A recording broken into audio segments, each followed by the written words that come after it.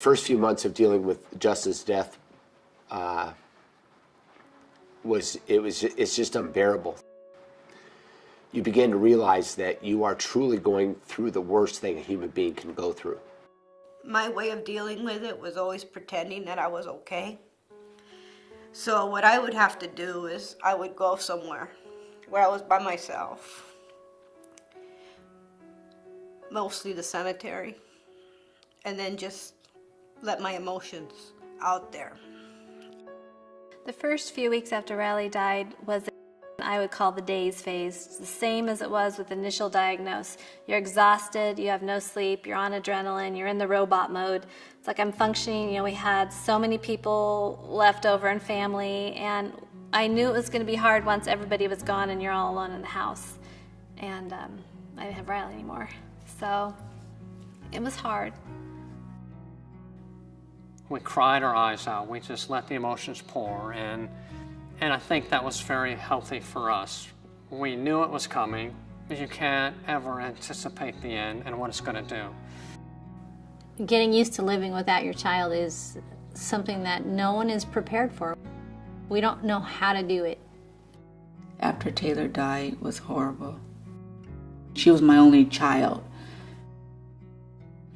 Just the stress of trying to figure out how you're going to continue moving forward. How am I going to get past this?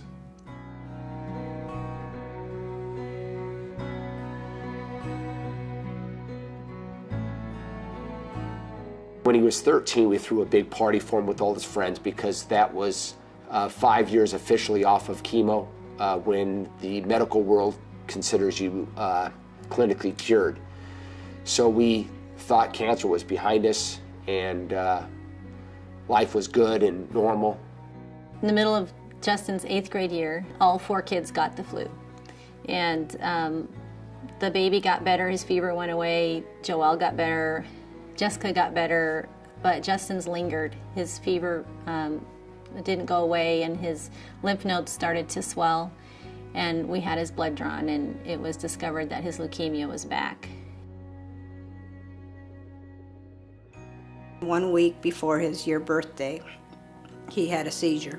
They came up with the possibility of him having Alexander's disease, which is white matter disease. It's a degenerative, progressive. As time progressed, the disease progressed and basically got to the point where he lost the ability to do everything.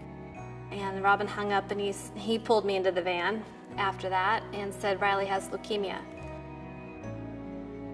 They gave him the 50% chance right away, right when we went to the ICU.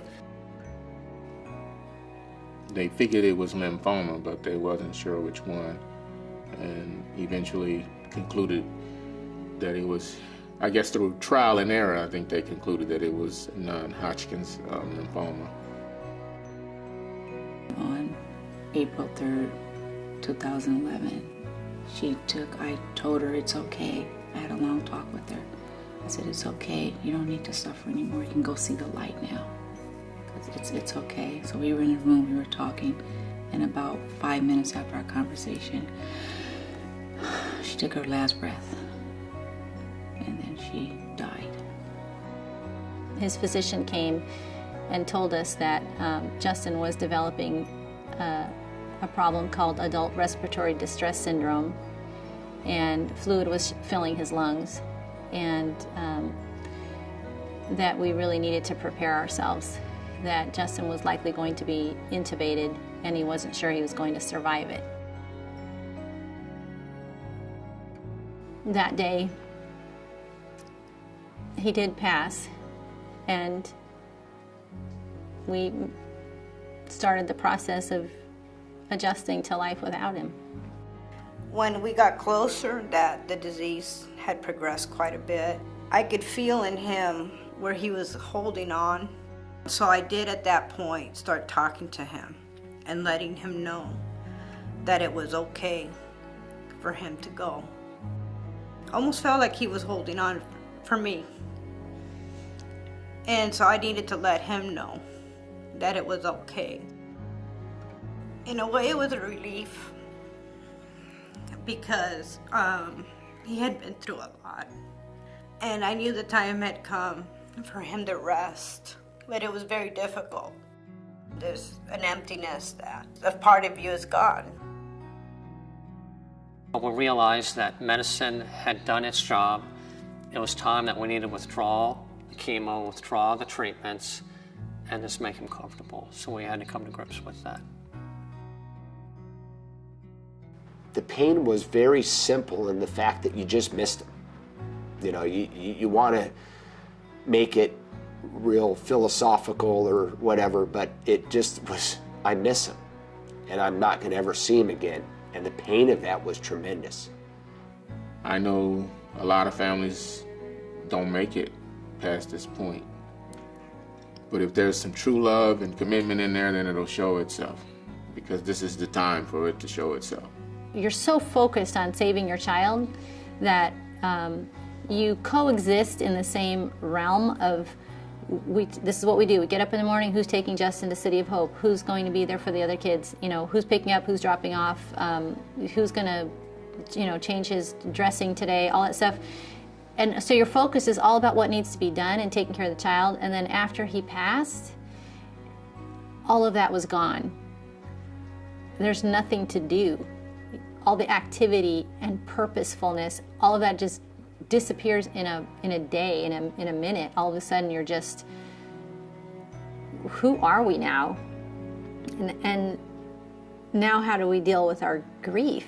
How do we deal with talking about how bad this feels? I went to intensive therapy, and they taught me, and I was able to talk about it. I was able to cry. I was able to hate. I was able to be mad. I was able to be angry.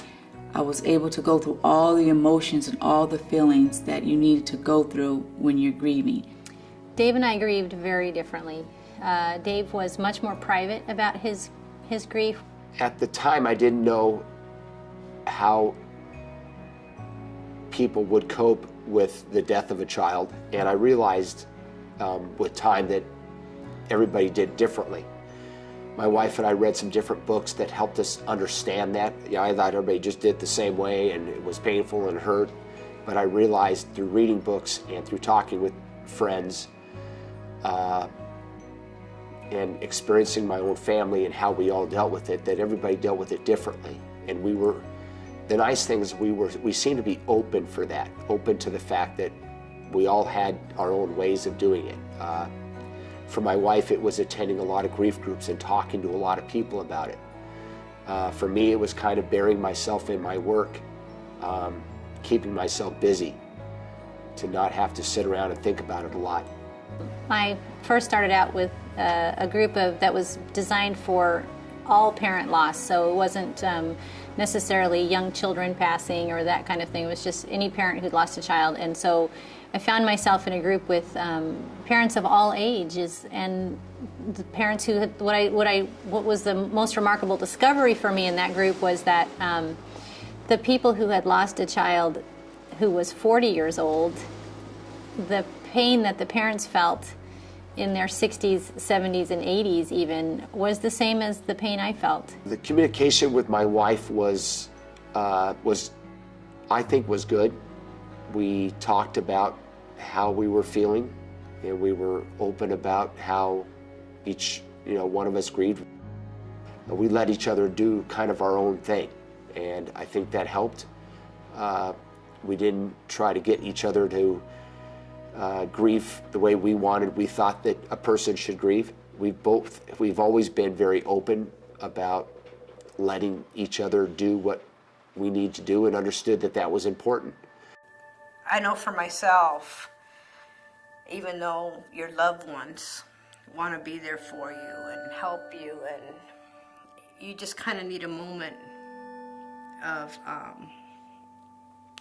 peace to kind of take everything in, to do what you need to do personally, as far as whether it's cry, whether it's sleep, whatever your body is asking you. I think you need to listen.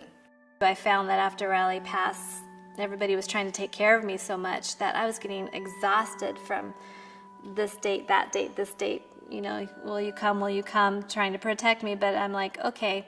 So I would say to parents when that's going on to just say, I need a Riley day is what I would say. I need a day to hibernate, and I wanted to be alone and watch the video or, cry if I wanted to. Sometimes I felt like I had no time to cry. The way I coped was my faith, praying, and I just felt like the Lord gave me strength. I was very motivated by the fact that I have 4 beautiful boys with me still who need me, who need their mom, who hadn't had their mom for 6 years, not 100% of me. About 6 months after she died, I noticed things start getting a little bit better. When I started getting into therapy, a lot of that, it helped me know me and understand me and myself.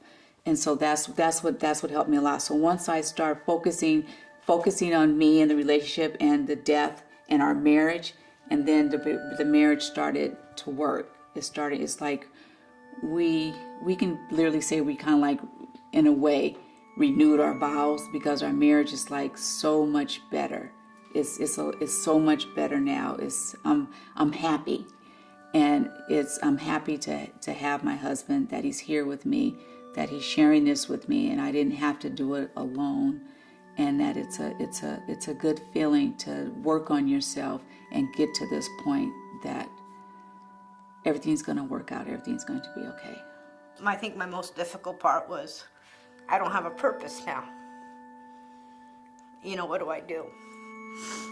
So now it's focusing on starting to live a life. Finding something to do, to fill the void, to fill the emptiness. That's what I'm working on. I've sat with bereaved people and how hungry we all are for shared experiences, for shared stories, to glean whatever we can from each other. It's like we're this underground community that the healthy world doesn't really want to deal with too much because it's too scary. It happened, and now we have to live through it for the rest of our lives.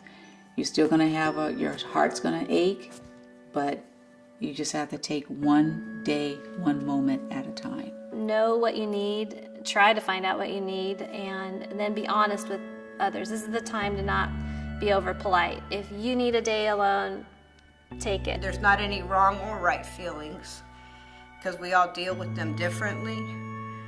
And it's important to express them. It's definitely going to be that light at the end of the tunnel. It's very, very dark at first, but the light will shine.